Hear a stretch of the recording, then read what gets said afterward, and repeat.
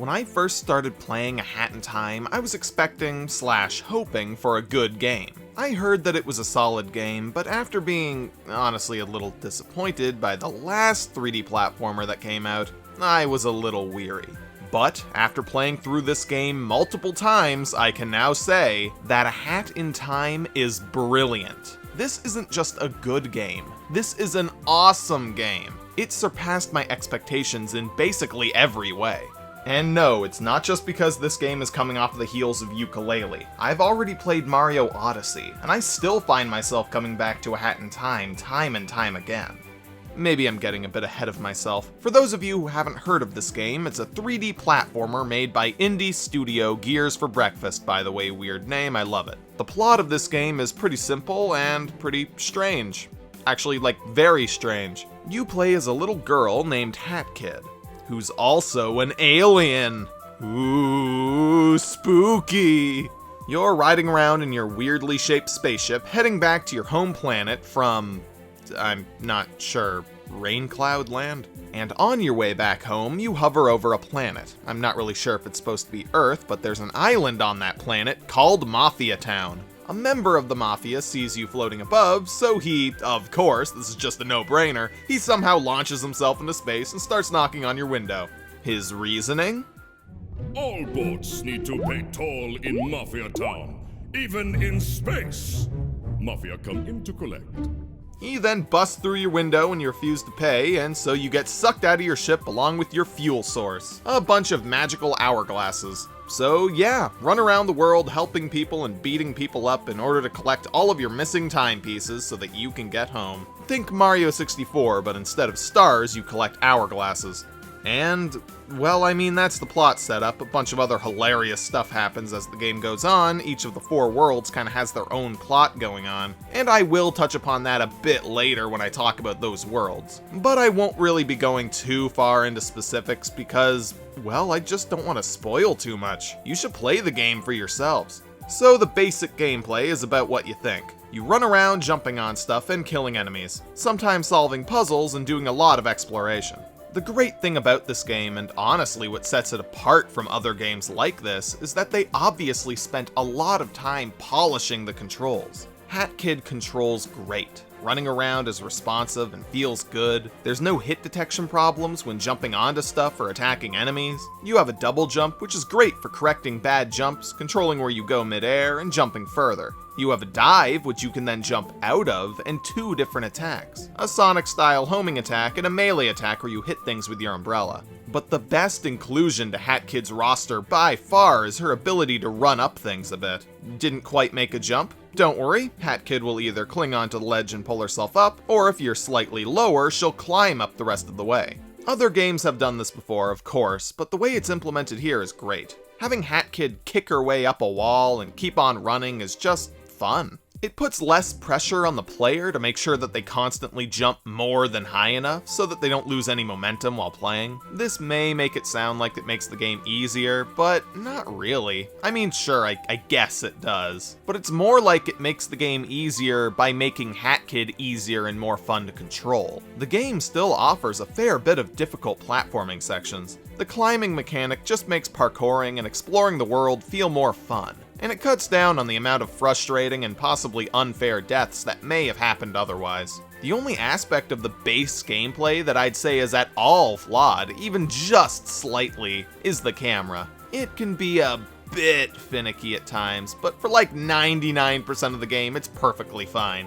And it never really got me killed or anything. There were just a couple of noticeable spots where I think it may have zoomed in a little too much. But hell, compared to some other games, the camera works and feels really good. Alright, I'm gonna stop bringing up Yooka-Laylee because, I mean, it's not a horrible game, it's just not as good as this. It doesn't matter, I'll talk about it more in its own video at some point later on.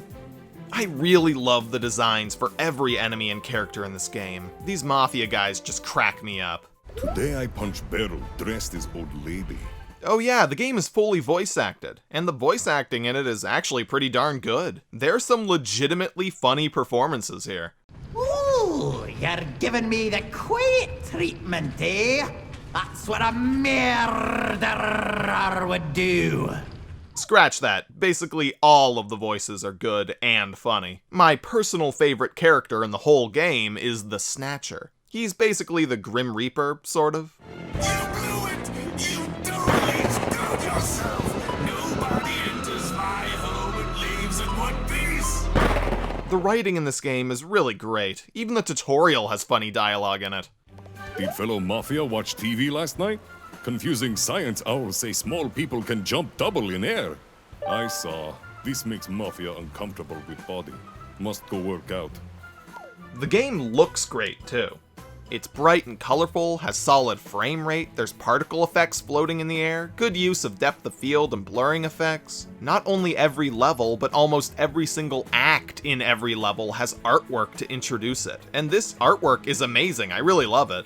But what really makes this game stand out is the insane amount of detail poured into every nook and cranny. Hat Kid will kick empty cans when she walks into them. There's always something floating in the air or sitting on a table or plastered to a wall. You can play patty cake with the Mafia guy. Oh god! Wow, these guys are kinda dicks. I still love you. There's a fair bit of visual variety as well. Mafia Town alone has a great range of graphics. It works the same way as in Mario. Each level has multiple acts to choose from when entering it. In Mafia Town, in one of the acts, it rains and it looks really nice. And in another act, the town is filled with lava, not only making it harder to traverse through, but also making it pretty cool to look at. Which, definitely doesn't seem familiar at all.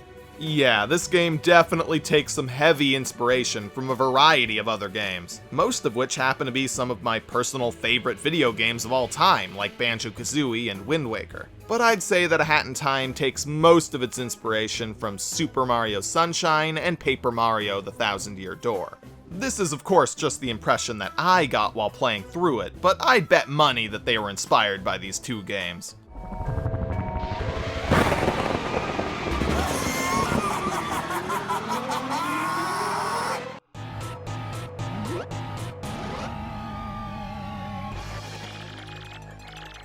The music in this game is top-notch. I don't even know what to say about it. It just has great music. Sometimes atmospheric, sometimes adrenaline pumping, and sometimes just catchy as hell. No matter the level or act, the music is always great, and it's always fitting. So back to the amount of variety in this game, A Hat in Time even has variety in the basic structure of its gameplay. The first chapter, Mafia Town, is structured like a big Mario level. You pick the act to enter when you enter the level, and depending on the act that you chose, the level will be slightly different and you'll spawn in a different location. The second level, or chapter, Battle of the Birds, has acts that are all their own secluded linear levels. And there's even a level that's just straight up open world. You're thrown into a large level with, granted, different locations all connected by these streamers that you zipline down, but still, the level allows you to go wherever you want and complete the quote-unquote acts in whatever order you want. This variety leads to a lot of surprises and a lot of fun. There's a level where you have to platform all the way up a giant cake made out of lava. There's a level that takes place on a train and you have to solve a murder mystery. There's a level where you have to stealth your way through a movie studio without being seen. There's even a level where you travel through a big mansion and you can't use your attacks or any of your special abilities. And it suddenly turns into a straight up survival horror game. And I'm not gonna lie, it is done pretty well. Oh god, no, no, no, no, no, no, no, no, no.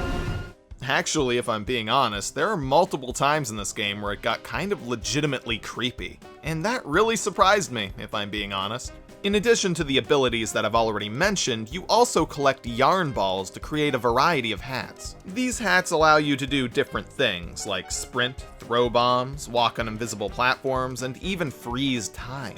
You can also buy badges from the badge seller, who maybe should update his antivirus or something, because it really looks like this guy has seen better days. You can use up to 3 badges at a time by tossing them onto your hat. Badges add passive abilities like not being able to die from fall damage, jumping on a scooter whenever you sprint, and giving you a grappling hook, which is very fun to use. One of the badges is a camera, which allows you to take pictures, angle them however you want, change the depth of field, and change the filter. It doesn't really affect the game at all. It's kinda pointless, and it's awesome. this seems to be a new thing for 3D platformers. You know, there really are a lot of really weird similarities between this game and Mario Odyssey the more you think about it. You can also unlock different color palettes for Hat Kid's clothing, alternate skins for all of her different hats, and also remixes of the music in the game that you can set to play during the levels by default. They really jam-pack this game full of stuff for you to unlock, really. All of these abilities and extra quirks and all of the unlockables just really make this game even better, making exploring and solving puzzles even more fun, as well as giving the game more of a feeling of progression. Not everything I sell is of value. I also sell terrible badges, and yet people buy them anyway. Now, I know that I've already mentioned that this game is well written, that it's funny, but I really gotta stress, this game is hilarious. It is filled with jokes. God, it reminds me of Paper Mario so much. Every character in this game basically says some sort of joke, something funny or amusing. There are visual gags, references, they even threw in a fish pun. The boss battles are great. Awesome music as the boss constantly flings attack after attack at you. They're actually better than most boss fights you'd find in other 3D platformers. They are really a lot of fun. And I mean, you fight an outhouse at one point, so yeah, that's pretty much enough said right there. I'm really having trouble coming up with negative things to say about this game, but if you really twisted my arm, then I guess I do have a few minor complaints. There are two badges in this game that I have problems with. One of them is the grappling hook. It's fun to use and it works really well. But it almost seems like it's so good that it shouldn't be a badge. Having this ability mapped to a badge means that I have to use up a badge spot, and you only have a maximum of 3. I mean, it would also be annoying if this were a hat as well, having to switch to that whenever you see a hook to grapple on. But I think it would have worked well as just a passive upgrade to the umbrella weapon that you have. That probably would have been a bit better. And there's also this badge that allows you to dive into walls and not bonk off of them and fall down. Instead, you dive into them and then you climb up them as if you were just jumping into them normally. This honestly kind of sucks. And no, I'm not saying that the ability sucks, it's really good. It's just that, why is this a badge? I mean, this shouldn't even be an upgrade. To be honest, this is just the kind of thing that I think would just be better off being a part of the game's controls by default. It makes running and jumping and overall platforming just feel a lot better. But, well, if that's my biggest complaint in this game, then that's a really good example of how great this game is. I guess one other possible complaint would be the game's somewhat short length. It took me personally about 16 hours to beat this game 100% the first time through. This includes getting all of the achievements for the game. This honestly doesn't sound like a bad length at all, but I was kind of taking my time. Plus, your average person probably could have beaten the main story in about 7 or 8 hours if they weren't going for completion. There's only 4 worlds in this game, and only 40 timepieces to collect in total.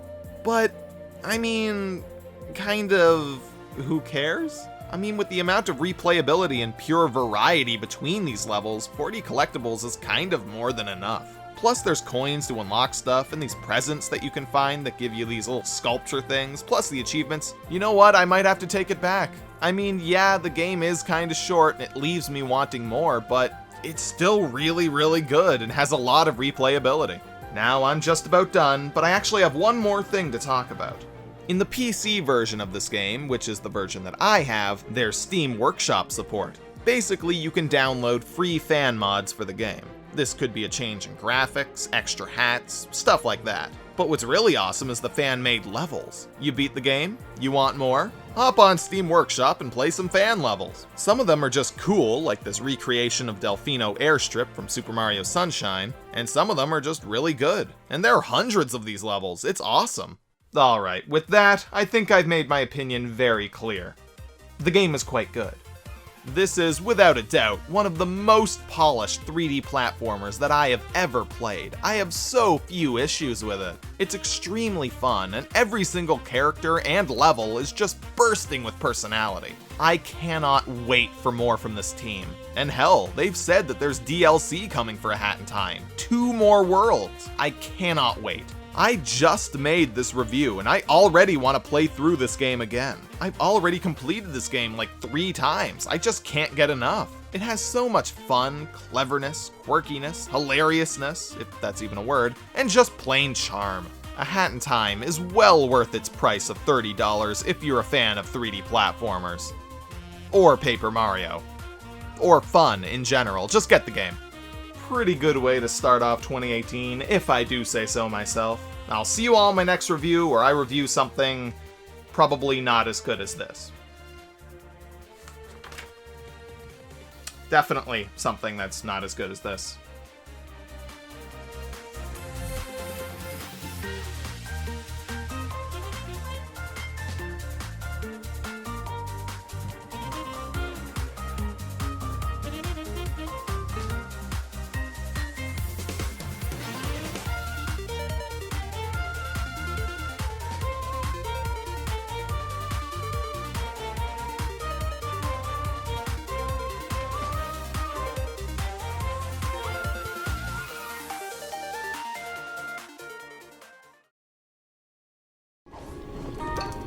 We want to die.